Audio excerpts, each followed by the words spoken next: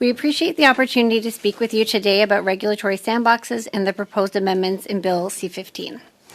Regulatory sandboxes are a well-established tool used by governments around the world to evaluate emerging technologies and innovative practices in a safe, controlled manner. They permit regulators to temporarily exempt a specific organization from narrowly defined provisions of legislation or regulation so that a new product, service, or process can be tested under supervision. These exemptions are time-limited, apply only to parts of the rules that impede testing, and must protect public health, public safety, and the environment. The purpose of regulatory sandboxes is straightforward. They help regulators gather the evidence needed to determine whether existing regulatory frameworks should be updated to safely and responsibly allow innovative products into the Canadian marketplace. As technologies evolve quickly, sandboxes give regulators a structured way to assess risks, understand impacts, and determine what permanent regulatory changes may be appropriate. The authority already exists within the federal system, with several ministers already having exemption authorities for the purpose of regulatory sandboxes. For example, the Minister of Transport may issue exemptions to regulation and legislation under the Canada Transportation Act to support innovation, provided it is in the public interest and the health and safety of Canadians are protected. The amendments in Bill C-15 simply extend a similar limited authority to all ministers, subject to clear guardrails. Mr. Chair, I would also like to address some misconceptions in the public domain about these amendments. Bill C-15 would not allow ministers to exempt any person or business from any federal law for broad policy purposes. There are strict limitations to the exemption authority, restricting its use to testing a product, service, process, or regulatory approach in a controlled setting for a limited amount of time. Exemptions could only be made to the specific provisions that prevent the regulator from running the test. Exempting entire sectors of an industry or fast-tracking entire major projects is not within its scope. The legislation includes explicit transparency and accountability requirements, which will allow for continued oversight and prevent executive overreach. Ministers must publish exemption orders and an explanation of the decision-making process while protecting confidential business information as required by law.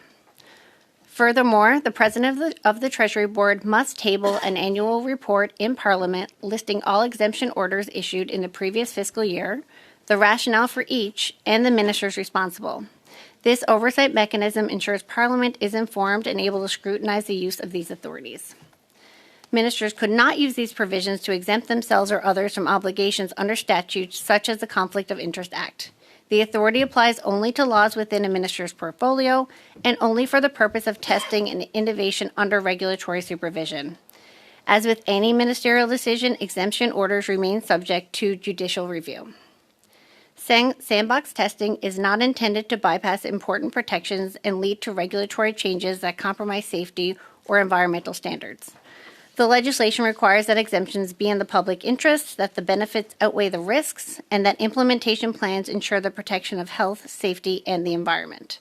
The purpose of a sandbox is to generate evidence so that regulators can make better informed decisions about how to maintain, not reduce, these protections in a rapidly changing context.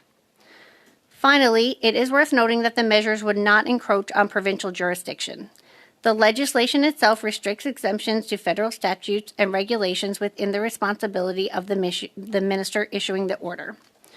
Moreover, the complementary policy on regulatory sandboxes directs ministers to support federal-provincial collaboration and to meaningfully consult Indigenous peoples as part of sandbox development. Mr. Chair, regulatory sandboxes are a valuable tool to help Canadians remain competitive while ensuring our regulatory system continues to protect Canadians. They allow regulators to adapt safely, transparently, and responsibly to technological change. The amendments in C-15 introduce consistent guardrails, enhance accountability, and strengthen government-wide due diligence in the use of this mechanism. Thank you. We'd be pleased to take your questions. Thank you very much. We'll start with Mr. Patzer for 6. Go ahead, sir. Rappel au règlement, Monsieur le Président. Je veux juste vous rappeler que... Call to order. I just want to remind you that interpreters do an exceptional job. There's a slight lag, but I think, as I'm doing, if we slow down our speed, we won't miss anything.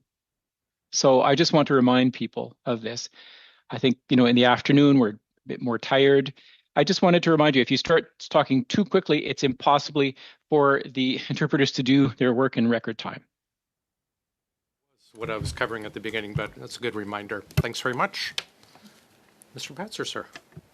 Okay, thank you very much, Mr. Chair, and thank you to the witnesses for joining us here today. I'm just going to pick up on a couple things that you just said there, Mrs. Power. Did you say that they are going to report once a year on how often they are used? Could you just elaborate on the reporting bit there? Of course. So it's required that once a year, the president of the Treasury Board would have to produce a report. It would actually come to this committee. And in the report, there needs to be every new regulatory sandbox authority that was granted in the last year, any ones that are ongoing. So if it was granted like 2 years ago, but it's still in place, that has to be listed as well. And then all the ministers who actually made the decisions need to be included in the report. Okay, so every single department will be reported back to this committee. Absolutely. Okay, whose idea were these sandboxes? These authorities have been sought for several years at this point. I think that consultations actually took place in 2023 in terms of trying to get the feedback to put them in place. But I think Brendan might have more history he'd like to share. I can also add, sure, thanks very much. Regulatory sandboxes have been in use in the financial technology sector for quite some time, and they are starting to be used internationally a little bit more. Within the Canadian context and the federal context, the Minister of Transport and the Minister of Health got sandbox authority in 2019, so it dates back still several years. We looked to expand the authorities to all ministers starting in a consultation in 2023. And we have a number of stakeholder support that this was a good idea. So we continued to proceed with that. I think that the use of this is something that we could probably date back probably 10 years. Okay, and are there reporting requirements for those ministries that you just listed in place already, or is this a new addition? So one of the things that we're looking to do with this horizontal approach is to create a playing field that is the same for all ministers. Right now, the authorities that have been granted can be used in different manners by different ministers, and the conditions for each of the different authorities vary by legislation. So this would create a similar set of reporting requirements for all ministers. Okay, so right now, though, the Minister of Health and I forget which other ministry said, Transport maybe, do they currently have a reporting mechanism in place? If they started having this ability to do sandbox in 2019, was there a reporting mechanism in place at that same time? Transparency requirements in the legislation that they must publish the orders that they use for the exemptions, or they must publish the changes to the schedule that they have, but there's no reporting back to Parliament. Okay. Just want to know if, as part, because you guys are handling the red tape review as well too, correct? Does your work inform or relate to the comprehensive expenditure review, which Treasury Board also has going on right now? Okay, so that's completely separate. So the promise to cap but not cut public service jobs, but now all of a sudden there's 40,000 public service jobs on the block. Has there been a memo circulated through your department talking about those job cuts? That's not within our purview. I can't comment on that. Is your department going to be impacted by these job cuts? I can't speak to that, unfortunately. Okay. What about something like the Impact Assessment Office? Are you and by extension, the Impact Assessment Act, but also by extension the Major Projects Office? Is that something that your office is reviewing? No, it's not. It's something like we would have conversations with the Major Projects Office around the red tape reviews, because one of the horizontal reviews touches on some of their work, but they're a totally separate office from ours. Okay, because as an office, I mean, obviously they put Major Project Office in place because there is too much red tape and barriers for getting projects done in Canada, so they're trying to supersede that. So does your work inform that a little bit at all, or how, or what, is there any kind of, maybe if you could have a little bit more on what that relationship looks like? So I don't think I can speak to what the major projects office does. I mean, I can acknowledge, like, yes, there are different efforts in place to try to reduce red tape. So one of them is the regulatory sandbox. We have some other tools that we use to look at areas within the government where we could make some improvements. But I can't speak to the work that they're actually undertaking. Okay, but outside of like the trial concept of the sandbox, though, like, do you have any actual red tape that you've been able to reduce or get rid of in your time? So, I mean, there's a few different avenues we pursue. So, regulatory cooperation, where we are exploring a number of ways that we can better align our regulations with other jurisdictions that are like-minded, like the EU, for example. Also, the reports that were published, the 60-day reports that took place in the summer that were published in September have numerous ways to reduce red tape in those. Nearly 500 items were identified. And So how many of those 500 have actually been cut?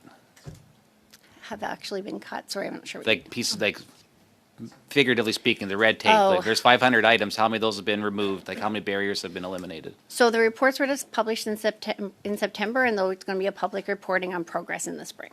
Okay, thank you. Thanks, sir. Thank you very much. Ms. Rossworth. Thank you very much, Mr. Chair. And last week, I had the pleasure of speaking at the North Bay Area Chamber of Commerce, and certainly one of the questions I was asked is, how is the federal government tackling red tape? And it was actually fitting because last week was also the Canadian Federation of Independent Business. They have a special week every year where they tackle they call it Red Tape Awareness Week, and they say that the goal of the week is to raise awareness about the red tape challenges that currently exist with politicians and policymakers to encourage positive changes that will boost productivity, improve affordability, and create a landscape where Canadians and small businesses can thrive. And so I thought it was fitting today that we're going to be discussing what I guess is viewed as a regulatory innovation that tackles precisely the challenges as they were outlined by the Chamber and the CFIB. And so as a first question, I'd be interested in better understanding how the regulatory sandbox will fit within the overall work, and a little bit in line with what Mr. Patzer was asking, within the overall work of the Red Tape Reduction Office. And maybe if you could just explain a little bit what the office does, I would welcome that. And I'd also be interested in your work that you're doing with the provinces as we talk about building one Canadian economy, reducing internal barriers, regulatory barriers. So if you could touch on that as well, I would welcome your comments. Great. Thank you for that. Thanks for the question. And we do talk to the Canadian Federation of Independent Businesses quite often, so very up to speed on all their work. So in terms of the Red Tape Reduction Office, I think some of the big pieces that we undertake I've mentioned, so the regulatory cooperation efforts to align with like-minded jurisdictions, that also extends to internal, so trying to work with the provinces and territories to align our regulations internally to make things easier. We were involved with the negotiation for the mutual recognition agreement that was recently signed in the fall. The other piece of work maybe that hasn't yet been mentioned is we are currently looking at all the tools that are in place to guide regulators in making regulations. So we're looking at if there's other ways we can make the system itself more efficient and allow for regulations to be made in a more agile, more efficient way. I will say that the regulatory sandboxes are a really good tool for that, in that when an innovative product or process is tested with a regulatory sandbox, that information is meant to be used to inform a future permanent regulatory change. And it really is an advantage for the regulators because they're able to test things out kind of in a small sort of environment, take that information they get from the actual practical application in a Canadian context, and hopefully make a more streamlined, efficient regulation in the future. So ultimately, better decisions, would that be correct? And better regulations yes. Absolutely. They'd be evidence-based, right? In a way they couldn't be correct. otherwise. Yeah. Can you walk us through an example of how the implementation of a regular sandbox decision works? Or I would love to. I can give you an example of regulatory sandbox that took place at Environment Canada, at Transport Canada. So at Transport, they have regulations currently in place around the transportation of dangerous goods. So say if you're moving dangerous goods on a rail. So right now, it requires that you need a paper document. So this document has information about what is being transported, quantities, but also what to do in case there were some sort of emergency or accident and that kind of thing. So as you can imagine, stakeholders find this a redundant process for the most cases. Very few businesses are running on paper these days. So Transport actually worked with stakeholders to put in place a sandbox where they tried using electronic documents, gathered information from stakeholders, but also from enforcement agencies and first responders who might have to use it in the case of an accident. So they've gathered that information and they plan to use that to inform changes to the regulations in the future. Oh, man, that's an excellent example. Has any of the decisions that have been made to date, I guess it's with Health Canada and Transport Canada, where the sandbox has been allowed to date? Has there been any negative outcomes out of their work with sandbox regulations? No negative outcomes that we're aware of. They are pretty tightly controlled, and the requirement to have regulatory oversight and to, still abide by all the requirements and maintain health and safety still apply. So nothing that I could report. Thank you very much. A minute and a half left. Oh, I'm good for now. Thank you. Wonderful. Madame Gaudreau. Merci beaucoup, Monsieur le Président. Thank you, Mr. Chair. So first of all, I'd like to start by saying that as an entrepreneur, we like to have latitude to make decisions and to become efficient. So I'm very aware of that. Since I became an MP, I'm aware that too often we come with practices that resemble the private service, but that are, and I'm very aware of this of accountability, and that I have not seen proof that what we're proposing will not be efficient, but also, so I have a few questions for you. Now, how can the government really ensure that sandboxes are truly effective and really serve innovation, and that they don't just allow people to go around existing rules? Je peux répondre à cette question. I can answer that question. You'll see in legislation and in the bill that there are conditions that the minister has to comply with if he or she wants to issue an exemption. The exemption has to be in the public interest. It has to target the trial of a process or a project or procedure. And the goal has to be to facilitate the design or the change of some regulation. It can't just be for any old reason. It has to be to try a new regulatory system or approach. The minister also has to feel that the advantages outweigh the risks.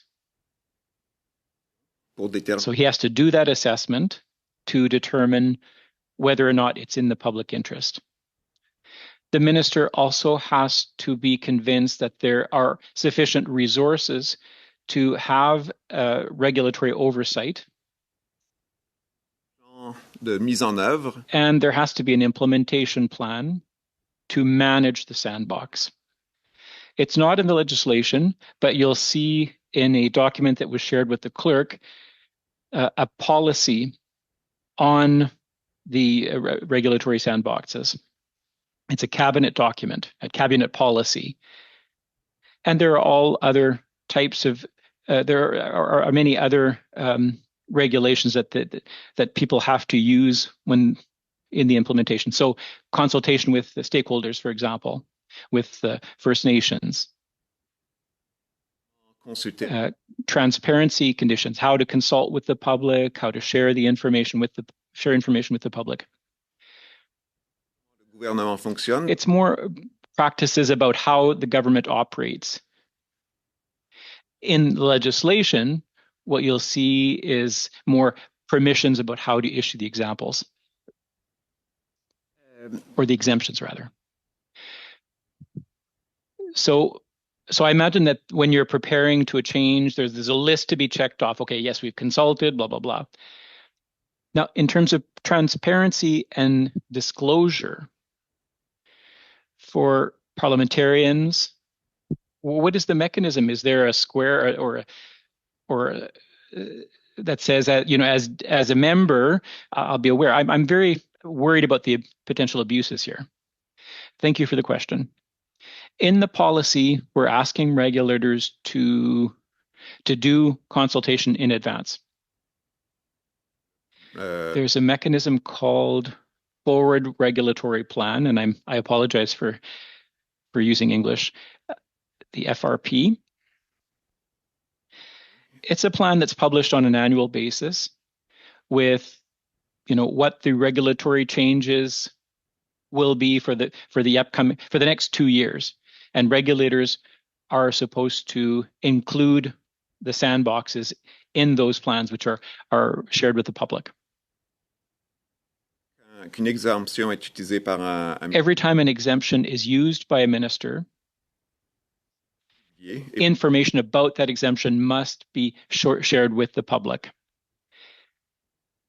And each year, the Treasury Board President, or the Treasury Board rather, will take those exemptions and provide this committee with the list of which exemptions were used and by which department.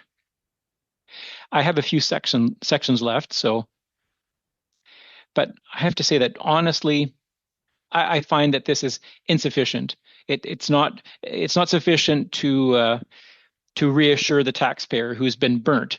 You know, there's insufficient measures being taken here. But I hope that with the expertise that you have, that you'll be able to standardize things that, you know, it's easy to kind of push things into the sandbox. But okay, that's all I have to say. Ms. Powell, as I understand it, this new power to ministers to give regulatory exemptions for companies must be in the public interest. So does the bill define what it means by public interest in clear terms? Yes or no? It's not defined. So who's going to decide what is in the public interest? I mean, it's a commonly used term within this type of legislation, and the legislation is still... But who defines it is my question. Who will define it? The minister would make the decision. So the minister themselves. So is there a mandatory conflict of interest review written into the bill? No, it wouldn't apply to the conflict of interest. Can this new ministerial power be used to exempt a person or company from the Conflict of Interest or Lobbying Act? Yes or no? So it's to apply to regulatory regime and regulatory parties, so it wouldn't apply to a conflict of interest legislation. Is there a possibility that a company like Brookfield could be granted an exemption by a minister under this bill? So yes or no? Any of the regulations the decisions are all government led, so it's still the minister and the government making the decision to grant the authority, not a business. So that they will decide whether or not they can give an exemption under this. That's their public. They can decide what's in the public interest. Within the guardrails that are there, yes, the minister has the authority to make the exemptions. Can a minister grant an exemption based then solely on their opinion of what's in the public interest, just like we saw during the S&C Lavalin? There are so many guardrails in place that it couldn't be based on opinion. It would have to be based on meeting all of the safeguards that we have in place that Brennan just mentioned. Okay, which guardrails are we talking about? So there's a number of requirements. So the minister has to determine that the benefit outweighs the risk, that it's in the public interest. It would protect public health, safety, and the environment. They can only be used with the intent to make a regulatory change in the future. And yet that's very, that's basically the reason why S&C Lavalin happened, is because someone decided it was in the public interest, which it clearly was not. How about, can Parliament veto an exemption once it's granted, yes or no? So everything would come to this committee in the annual report, and then this committee would have the opportunity to review all the decisions that were But made. will we have an exemption? I'm sorry, will we have a veto once that exemption is granted? It's designed like any piece of legislation to be subject to judicial review. But yes or no, do we get a veto? Once it's done, it's done. We won't be able to, it doesn't matter. We can only look at the information, that's it. Well, like any piece of legislation, there's parliamentary oversight to its usage. So this committee is one of the ways that oversight would be provided. But no veto? It's not set up exactly in that way, no. Okay. So I guess the challenge that we have as parliamentarians is how do we decide what's in the public interest, especially that it's not defined in the bill? Why isn't it defined in the bill? Why wouldn't they have made it very clear what is in the public interest?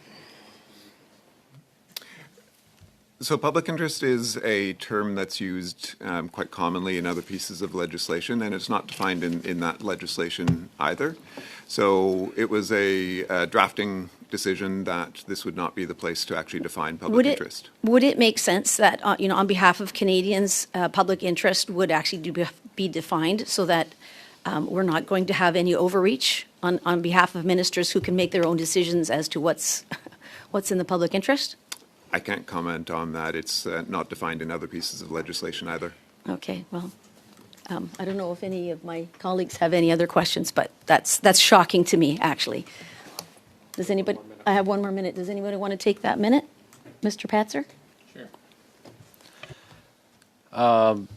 About the 1 year reporting requirements, is that standard across other developed nations that use sandboxes? Is a 1 year reporting, is that standardized across similar nations? So different countries have different regimes. For example, in Japan, they have a blanket sandbox regime that cabinet gets to decide, and there's no reporting requirements at all. So the reporting requirements that we put into this piece of legislation is actually a fair bit more transparent than what you have in other countries that have similar types of sandbox legislation. Is there anybody that has a shorter reporting window, like say 6 months or quarterly? Not that I'm aware of. Maybe if I could. Yep. And maybe just to add to that, sorry, my mic wasn't on. In addition to that annual report, I failed to add this earlier. Anytime a new decision is actually made by a minister, they are also required to make that public. And they're required, like, as soon as feasibly possible, they need to make their decision public. They need to provide information about how the decision was made, what the decision was, and then also make public the information on how stakeholders can give feedback on the decision. So there's like that interim, more immediate part that happens minister by minister, and then there's the overall 1 year report that will come to this committee that's done by the President of the Treasury. Thanks very much. Ms. Khalid, please. Thank you very much, Mr. Here Chair. we And thank you go. to the witnesses for appearing here today on an issue that is very important. You know, in my 10 years as a member of Parliament, I often get asked, why is government so slow? Why are we not innovative enough to address the issues of our time? Artificial intelligence being one of the, I think, the examples of our day. How do you think that these sandbox provisions, the regulatory framework, helps in the government being more innovative, being more responsive in a timely manner to the problems of our day that Canadians expect us to tackle? Thank you for the question. So I do think sandboxes help in a couple of ways. So traditionally, to make a regulatory change, it can be quite lengthy process. So 18 to 24 months is average. As I mentioned earlier, we are working to look at the system itself, but in the meantime, we're trying to find these other avenues where we can make improvements. So regulatory sandboxes do make it easier to get an innovative technology or process testing in the Canadian market in a more temporary, time-restricted way. So it's a faster authority to give, but also it's often scoped in to just test it out and collect data, and then that information will be used in the future to make the permanent change in a much more effective way because you have that real-time data to make it. Thank you. And you said that you have done consultations with stakeholders. Can you describe what the results of those consultations have been? Of course. So, yeah, as mentioned, they happened in 2023. For the most part, stakeholders were quite positive and excited about this potential as a way to be more innovative, agile, get things to the market more quickly. There were a couple of concerns raised around, for example, transparency, the ability to maintain regulatory oversight during the sandbox. So some of those concerns actually informed the guardrails and the policies that were put in place in response. So they really helped ensure that any of those concerns had mitigating measures up front. Thank you. And just talking about the limits on the duration, we're talking about efficiency and effectiveness of these sandbox projects. How does a regulatory framework or a sandbox project get managed with time? Like how does the scope of a project established? How is the length of a project established? How do we know that we have enough data and when to stop it and to move on to the next phase? So it's currently a 3-year maximum for the regulatory sandbox, and that was really designed to be a bit of a middle ground to give sectors, especially some sectors are quite complicated, to get a sandbox in place, to get a data collection method in place, and actually give enough time to test something without it kind of going too long. It's really designed to not to be really prescriptive because, as you can imagine, the realities of different sectors are quite different. And then there's a maximum 3-year extension available, and that's really intended to allow a transition. So, for example, if a regulator ran a sandbox for 3 years, they decided that this is definitely just how they want to do things, and they extend it so they can make it permanently, for example, without having a regulator have to go back to the old way, come back to the new way again. We're trying to avoid any additional burden on industry as we do these. Thank you. And lastly, I'll ask, is there any exemptions to what gets tabled in the House by the Minister, by the President of the Treasury Board, in terms of which regulatory sandboxes were used or anything, say national interest or anything like that? When we're talking about transparency, how transparent is this process to Parliament?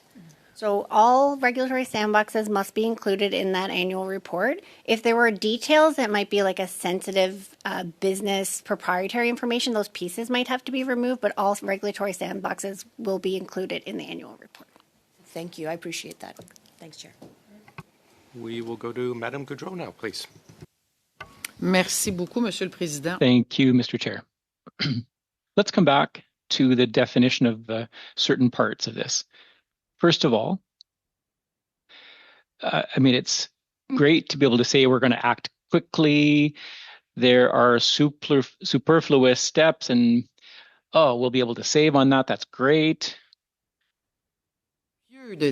Okay, but it's hopeful thinking to think that we're going to be able to make huge changes, or huge improvements. So public interest, there's no specific definition. You can read what you want into that term. So what public are we talking about? How much? How many people? How are you going to define that? How are you going to define that something is really, truly in the public interest? Well, it'll depend. It's up to the minister to define what is in the public interest. But you also have to take into consideration that there are the other conditions that the minister has to. I just want to be sure of something. So in question period, we were talking about the high-speed trains. So they were talking about public consultation. Well, public interest. So you can say that the public was consulted, and so some people could say, well, yes, the public was consulted. So if I understand correctly, you could say the minister can say, yes, we did this, consulted them, and we can check off all the other boxes. And well, in any case, there will be an annual report, but then the damage will already have been done. And we know that sometimes in life, when you create something temporary, it ends up becoming permanent. So how, as a citizen, can I be convinced that this is a good idea? What happens with an exemption is this. An exemption can be for 3 years, for example, and it can be extended up to 6 years if necessary. Without the exemption, the original regime would come into force. So the minister can obtain an exemption if all those conditions were met, if it's in the public interest, if it's for to try a product or a service, if there are sufficient resources. Okay, well then the 3 years. So I mean that there could be another election. There's lots of things happening here. All right. How can we reassure people? And at the same time, and I don't know how you're going to do this, how you're going to go about, having red flags. We're always looking at things after things happen. Intérêt public. We're seeing here that public interest is not clear and conflicts of interest. Well, of course, if you've made a couple of $1 million in a couple of years, you might have to pay a minimum fine, but there's no oversight here. I can't get over it. How are you going to do this to be able to, so that you can sleep at night knowing that there is a lot of latitude in the decisions? And this might be valid, but we're using public money here. With each exemption, the minister has to publish for the decision, and he or she also has to publish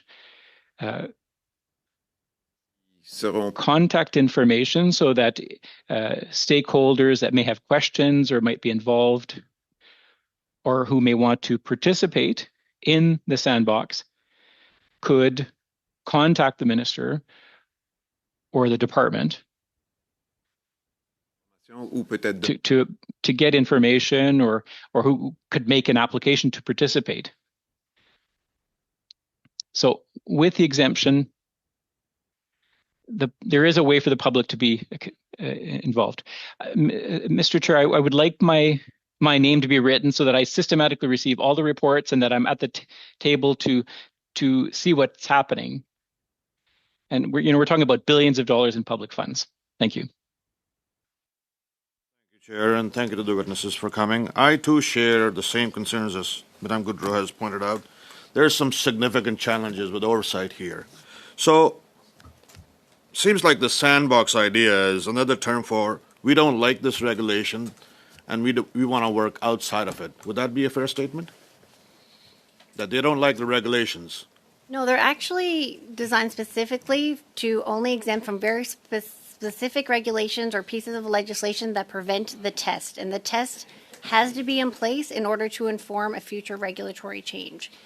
So, but this is what I don't get. You have a regulation for 3 to 6 years that you could exempt somebody. Why have the regulation in the first place then? Why not get rid of it?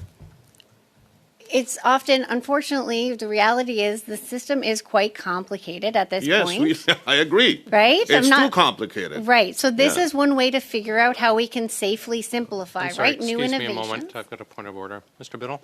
I guess just moving back to your original point of not to speak over each other. I know we're really excited about regulatory reform here. I appreciate your concern, but yes. The clerk and I will keep an eye on that with the interpreters, but I appreciate that. Go ahead, time starting again. Sorry. So I've totally lost my train of thought, I will be honest. Oh, yes, the problem. Too many regulations. Yes, okay. Sorry, I'm back. So federal system does have, 3,000 regulations. This is a way to kind of more efficiently figure out how new innovations, new processes could be used to actually reduce that red tape. So it's not to get around it, it is to work to effectively improve the system. I would disagree with that assessment, but nevertheless, so how do you decide or who comes to the minister? Like, do you go out and put out a tender out to say we are setting up the sandbox? Who wants to complain in the sandbox? How does that happen? Or do they just, the minister finds his buddies to say, all right, guys, we got this project coming up and we have the sandbox for you to come play? So the sandboxes would really be designed based on a problem that's identified, so a process they're trying to improve or a new technology they're trying to bring into the into the market. So it would be often regulators themselves identify ways in which we could improve the system, or if there was an industry solution or technology they want to be tested, they would have to work with the regulators to set it up, and it's still the regulators giving the advice and the minister who's making those decisions. The regulators being employees of the ministry that they are responsible to. Yes. so- Ultimately, the minister's in charge. And Correct, hence, it's their authority. The complaint or the concern that Madame Goudreau has with regards to oversight, that the fox has gotten the hen house, so to speak. There are a number of transparency measures baked in, as I mentioned, around the annual report, and the ministers have to make all of their decisions public. So Way too many, sorry to interrupt, but there's way too many scandals that we've had over the past 10 years to believe that any of that actually works. I can't comment on what's happened in the I past, know. but this is how this is designed. And that wasn't your fault. I'm not blaming you for it, obviously, but nevertheless, is AI one of those things that you're also using to implement these various ideas of sandbox? So a sandbox could be used to test out AI for sure. It's a really good use case. It's actually the way a lot of regulatory sandboxes in other countries are set up to test AI specifically. So that's a very good option if we wanted to use it and try it in a small, sort of controlled way and see if it would be a good idea to use that AI in a broader way in the country. So will that have an impact on the number of regulators you have, for example, in, say, Ministry X? Speak to what might happen in the future. I can just tell you what it's designed to do right now. Because currently our government is trying to reduce the number of workers they have in the federal government, and that's the question I had. To say, how is that going to have a projected impact? You must have some ideas to say this is what we're trying to do. I can't speak in terms of numbers of impacts in the future. And as we've said, there have been some regulatory sandboxes, but few ministers have these authorities now, so it hasn't been a widespread authority. Thank you, Chair. And are you consulting with unions that are involved in various ministries? Mm-hmm. Do they have a say in this, in the sandbox? So any ministry, the minister and their department are still required to undertake consultations of any impacted groups when they do these exemptions. So it will be to them to determine their interaction with the union. So it's entirely up to each ministry to decide if they want to consult with the unions or not. We give guidance. We encourage, collaboration with jurisdictions who are impacted, other stakeholders, Indigenous peoples, but they have to decide what's best in situations. Thanks. We'll finish up with Ms. Rochford, please. We thank you very much, Mr. Chair. Do I have 5 minutes again, Mr. Chair? I do, okay. So maybe to put it in layman terms for me, how I understand it, and you can confirm if I understand it right. And so basically, to a certain extent, a regulatory sandbox is to ensure that once a regulation comes out, it fits. It doesn't need to be modified. It doesn't need to go back to the drawing table and be redone. Or it doesn't take 6 years, as you pointed out. It can be done faster. And then all the stakeholders, basically, as part of this process, from what I understand, you identify the various stakeholders that are impacted, that are concerned, and you bring them to the table. They all participate. It's not a checkbox. They actually work together at developing a regulation that basically people will agree on and will fit the Canadian, or Canada, in other words. Would that be, in layman terms, a good description of what is a regulatory sandbox? I think it's a very fair description. I will say you're right about working with the stakeholders. There are many ways in which this allows for more of that data collection and conversation before the permanent regulation. And the regulators really have quite close relationships with the partners and the stakeholders within their sector, so they can manage that very well and use those relationships to get effective information. Oui. I'd also, thank you. I'd also just again like to underline that a lot of these best practices that you're talking about are codified in the policy on regulatory sandboxes that the regulators will have to follow. So all of these consultations, for example, this type of analysis that we would want regulators to undertake is all part of this policy. So it is there, and they would be required to follow that.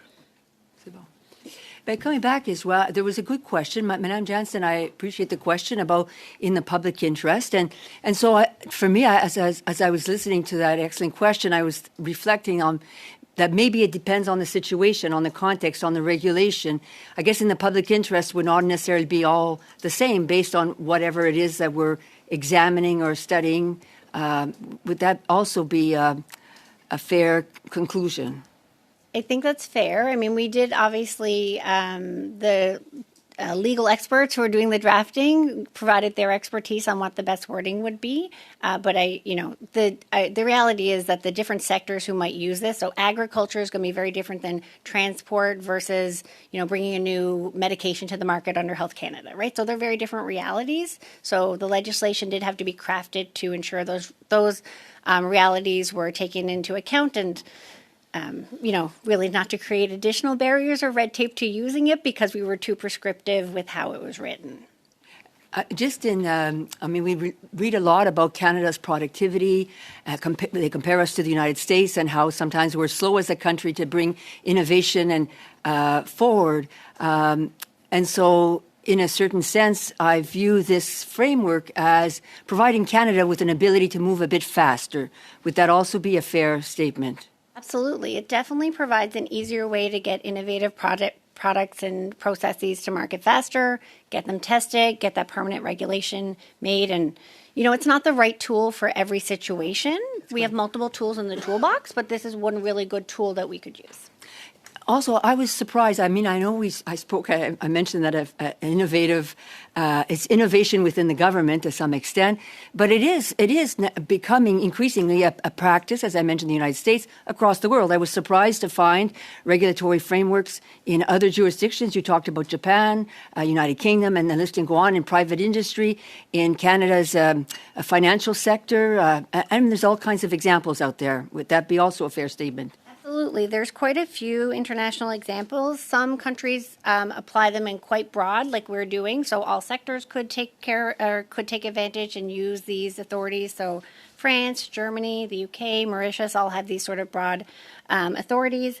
And then there's a number of countries who've specifically targeted AI with their use. So something like the EU, which has 27 member states, Brazil, Colombia, lots of countries really are taking advantage of this approach. I would say that as we come around this table, my sense is that we're all in favor of Canada moving faster. I can't see anyone not being in favor of that. But I can certainly appreciate some of the concerns. One of the here that I have that I'd like to ask is, okay. Really quick, please. But just the issue of, can a minister supersede interest requirement, for example? So first of all, a minister can only grant an authority to the legislation and regulations that are under their own portfolio. And then second of all, for the conflict of interest, for example, that would be the president of the Treasury Board, and an exemption under that authority wouldn't fit within the guardrails that are baked into the legislation. So as I mentioned, to make a future regulatory change, all the pieces that are required to make a regulatory sandbox, not just a broad exemption, they wouldn't meet those criteria. So you could not make an exemption under the Conflict of Interest Act. Merci. Thanks very much. We are going to suspend in a couple seconds to bring in our new witnesses. Before you go, I just have a couple of questions, if you don't mind. The exemption under public interest, will the justification of the public interest or the evidence behind granting it be published as well as part of the other publications you've stated will come or be public every year? On the month. Okay, go ahead. Yeah, I can. Sure. So whenever a minister makes a decision to grant... I'm sorry, we're really short of time. It's a really straightforward question. Will the justification... They would have to justify the rationale for their decision-making. Will it be published with the other reports, though? The minister responsible for the exemption would be the one to publish the decision for the rationale. Is it required to be published, the justification for a public interest? Yes. Perfect. Publicly, yes. As part of the exemption order, yes. Thanks. How many people are in the new red tape office, please? Oh, we can't share. I don't think we can speak to the what numbers are you trying to hide? Yeah. You don't know, or you won't tell me? We can't speak to staffing and those sorts of pieces. Maybe you can get back to us then. Okay. Is that something you can do? Yes, we can follow up. Oh, wonderful. Thanks very much. And I guess, like, do you have, I guess, strict directions about red tape reduction? One of the things that's a government, it goes back a long time, the 1-for-1 rule. And I'm always curious, and I'm wondering how your department will handle it. If it's 1-for-1, you're obviously going to, before you bring in a new regulation, you have to find an old one to eliminate. If you're going to eliminate it, why are you waiting for a new one to come in? This is not you specifically, but the bureaucracy, like, why does it take us to have a new regulation before we go hunting for an old one to eliminate? Like, what is being done to eliminate this raft of stifling regulations on our economy? I mean, the 1-for-1 rule there is meant to help manage regulatory burden and prevent it from increasing, but it's not the only time that regulators look to remove unnecessary Maybe you can get back to us on how many regulations have been axed in the last year and the year before. And I think I've got a lot more questions, but perhaps I can provide them in writing to your office and go from there. Thank you for being with us. We're going to suspend for 5 minutes to bring in our new witnesses who I see have come in. Thanks very much. Okay, so the next hour I don't think is going to be that good anyway. I mean, the committee is a bit slow. I'm glad you guys had fun in chat. A lot of you guys are like laughing at the sandbox thing, so I'm glad you guys found this entertaining. Yeah, I've got to get a lot of clips out on the channel. Also, I would live stream the finance committee because it's on in an hour and Champagne is in it. But instead of us sitting there and watching it and going through lib rounds, I'm just going to watch it myself and clip the good con rounds. So, yeah, because I would stream that, but that's it for lives today. I'm all toasted out. We'll be live tomorrow. Again, same time, 2 p.m. Eastern Standard Time, just like normal for Wednesdays, for question period. And there's the Justice Committee on after, but there's a lot of votes going on tomorrow after question period. So the Justice Committee, I assume, will be quite late. It won't start at 3:30. It'll probably start later. So we'll see. Thank you, Wee Cookie, for the outgoing super chat there. Appreciate you. And everybody for watching. Thank you guys. And I'll see you guys tomorrow. I'm going to go get some clips out on the channel. So if you missed the committee this morning, and if you missed any committees yesterday, I'm going to put clips out of that in question period, and then I'll watch Champagne, and I'll clip that. So I will see you guys tomorrow. Everybody have a great rest of your evening. See you guys.